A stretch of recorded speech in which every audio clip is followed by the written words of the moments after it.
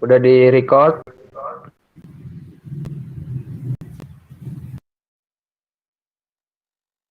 Oke, mungkin kita bisa mulai ya. Udah di itu belum? Share screen. Oke. Oke. Assalamualaikum. Selamat pagi, siang, sore, dan malam. Selamat pagi semuanya. Kami dari kelompok 5 ingin mempresentasikan dan juga memaparkan hasil tugas besar kelompok kami, yaitu tugas hidrogeologi sumber daya air di daerah wilayah Kabupaten Bengkulu Tengah. Sebelum itu, izin memperkenalkan diri. Nama saya Alfa Julam Sihar dengan NIM 121150054. Yang mana pada kesempatan kali ini, saya sebagai moderator yang akan memimpin kegiatan pada kali ini.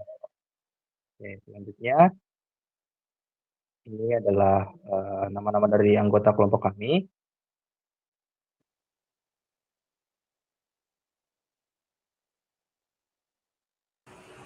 Perkenalkan, nama saya Muhammad Sofatillah Muzaib, NIM 121150064.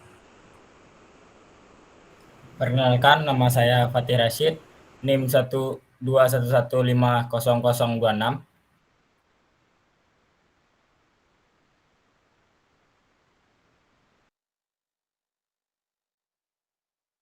Perkenalkan, saya Martia Sitriana dengan NIM 121500042.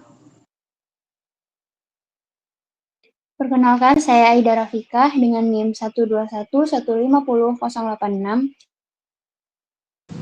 Perkenalkan, nama saya Diva Puspitaningrat dengan NIM 121150102.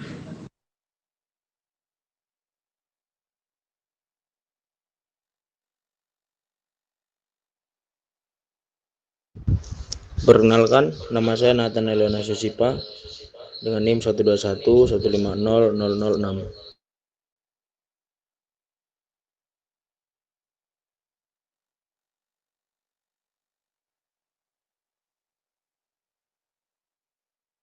Kabupaten Bengkulu Tengah. Bengkulu Tengah adalah kabupaten di Provinsi Bengkulu, Indonesia. Ibu kotanya yaitu Kecamatan Karangtinggi. Kabupaten ini dibentuk berdasarkan Undang-Undang Nomor 24 Tahun 2008 yang merupakan pemekaran dari Kabupaten Bengkulu Utara. Tujuan dari tugas besar hidrogeologi ini yaitu menerapkan konsep dasar hidrogeologi untuk menganalisis sumber daya air wilayah Bengkulu Tengah.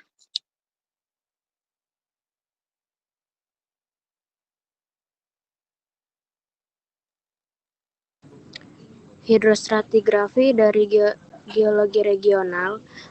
Dari peta di samping, kita dapat melihat perbedaan litologi di daerah Sumatera, khususnya di daerah Bengkulu. Untuk hidrostratigrafinya dapat dilihat dari batuan yang ada di dalam peta. Untuk Provinsi Bengkulu sendiri didominasi oleh batuan sedimen dan batuan vulkanik. Dapat diinterpretasikan daerah Bengkulu didapatkan akuifer air tanah, terkhususnya di daerah yang batuannya terisi oleh batuan sedimen.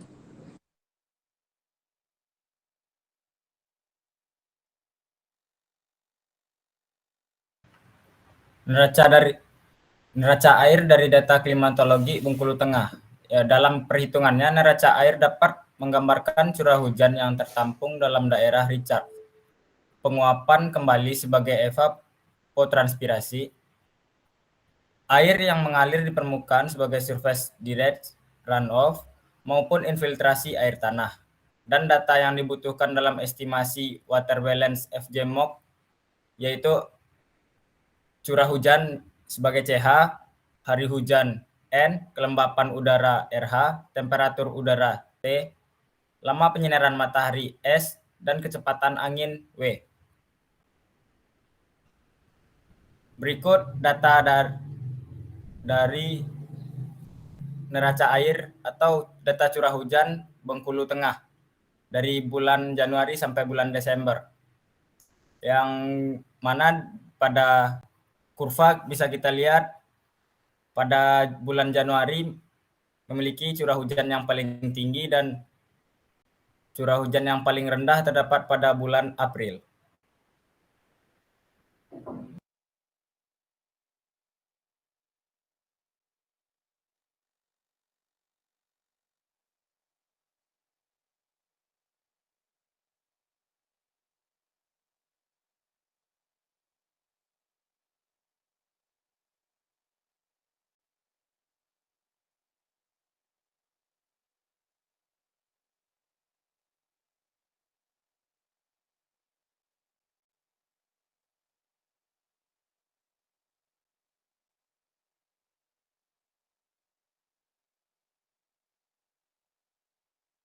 Oke, selanjutnya melanjutkan dari input-output dari cekungan air tanah yang sebelumnya, ini merupakan contoh dari peta CAT atau cekungan air tanah dari wilayah Kabupaten Bengkulu Tengah, di mana pada peta yang pertama yang sebelah kiri terdapat peta cekungan air tanah Bengkulu Tengah, di mana dengan ada batas-batas berupa garis kuning, di mana pada peta tersebut terdapat beberapa warna, di mana untuk pada wilayah Bengkulu Tengah itu ditandai dengan warna merah. Dan juga ada beberapa bagian yang tidak memiliki warna atau berwarna putih, di mana itu mengindikasikan bahwa daerah tersebut bukan merupakan dari daerah cekungan. Hal ini dapat kita pastikan dari peta selanjutnya, yaitu peta di sebelah kanan, merupakan dari peta topografi ataupun peta elevasi dari daerah wilayah Kabupaten Bengkulu Tengah, di mana untuk bagian yang elevasi rendah itu akan berwarna gelap, sedangkan elevasi tinggi akan berwarna terang, di mana diwakili dengan warna hijau pada peta yang ada di pada gambar tersebut, di mana hal ini dapat membuktikan bahwa dari peta cekungan air tanah yang di sebelah kiri yang dijelaskan dengan warna merah itu merupakan daerah dengan elevasi yang rendah, sedangkan untuk daerah yang bukan merupakan cekungan air tanah yang diwarnai dengan warna putih dapat kita lihat di sebelah kanan dari peta elevasi merupakan daerah dengan elevasi yang tinggi atau dataran yang cukup tinggi.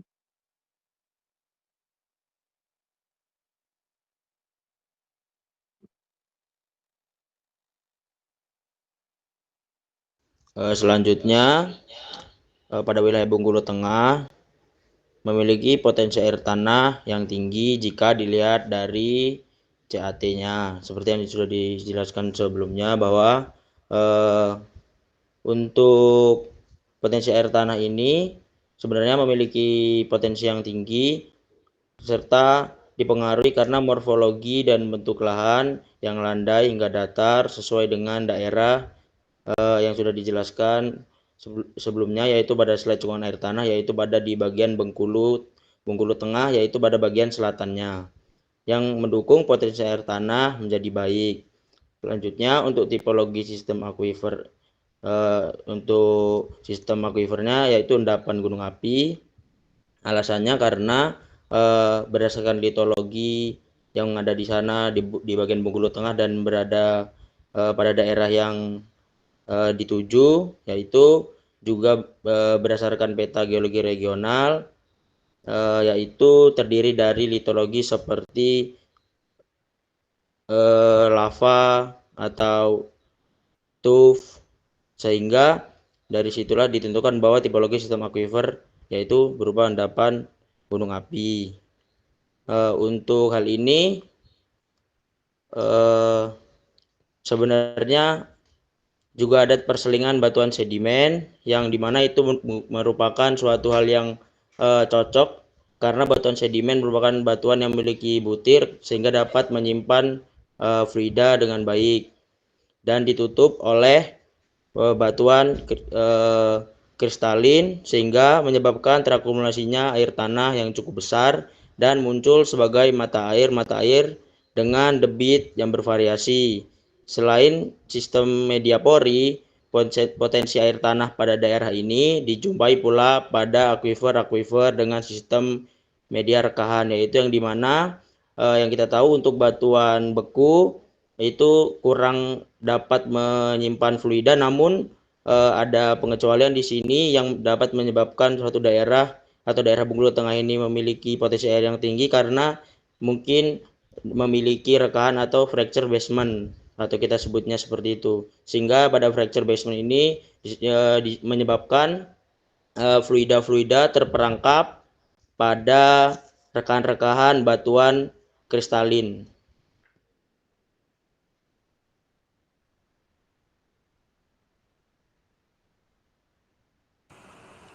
Berdasarkan jurnal yang berjudul Kajian Daerah Imbuhan Air Tanah dalam kurung Groundwater Research Area dalam Rencana Tata Ruang Wilayah atau RTRW Kota Bengkulu dan Kabupaten Bengkulu Tengah tahun 2022, Kabupaten Bengkulu Tengah didominasi kelas rendah sebesar 55,058% dengan sebaran sebagian besar berada di wilayah Kecamatan Pematang 3, Merigi Kelindang, Bang Haji, Merigi Sakti, Pagar Jati Taba Penanjung, serta Karangtinggi.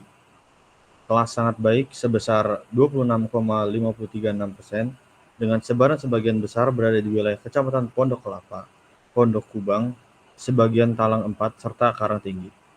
Bisa dilihat di peta sebelah kiri, yaitu contoh litologi hidrogeologinya, dan di sebelah kanan itu terdapat persentase daerah imbuhan air tanah. Yang bisa kita lihat itu terdapat diagramnya juga. Sebagian besar dia terdapat yang rendah di bagian atasnya.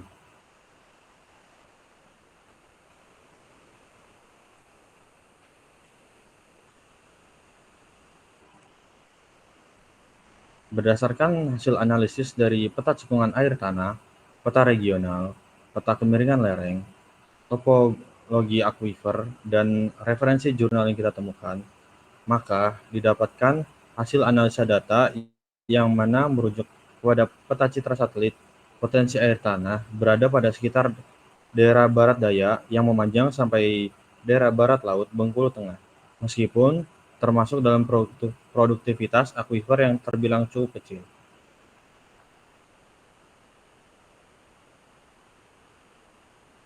Berdasarkan hasil data hidrogeologi sumber daya air di daerah Provinsi Bengkulu Tengah, dapat disimpulkan bahwa daerah memiliki akuifer tanah yang langka, yang mana hal itu membuat daerah ini memiliki produktivitas akuifer yang kecil. Hal ini disebabkan daerah Bengkulu Tengah memiliki batuan yang didominasi oleh batuan vulkanik dan batuan sedimen.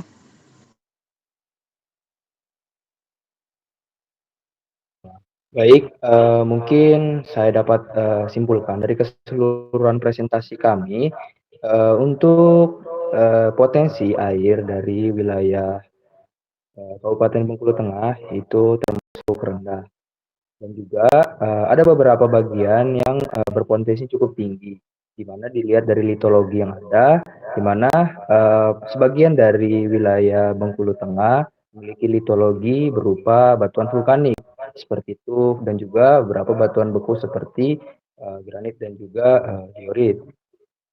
Selanjutnya mungkin di bagian yang memiliki potensi air yang tinggi merupakan daerah dengan litologi batuan sedimen, di mana yang kita bisa tahu batuan sedimen sendiri itu merupakan litologi yang dapat menyimpan air tanah yang cukup baik.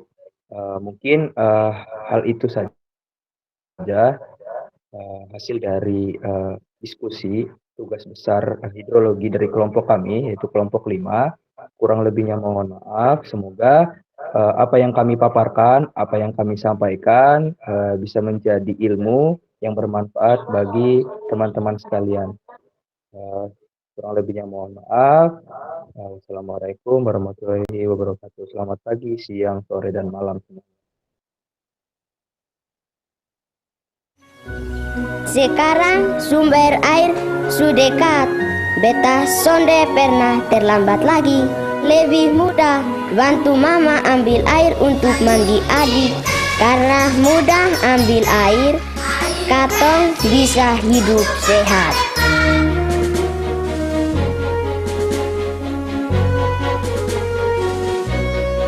Bapak ikut urus dong Bapak Desa. Kalau seandainya air macet, kami mencekkan setiap hari. Merawat air, pompa, ya kami bentuk panitia 10 orang.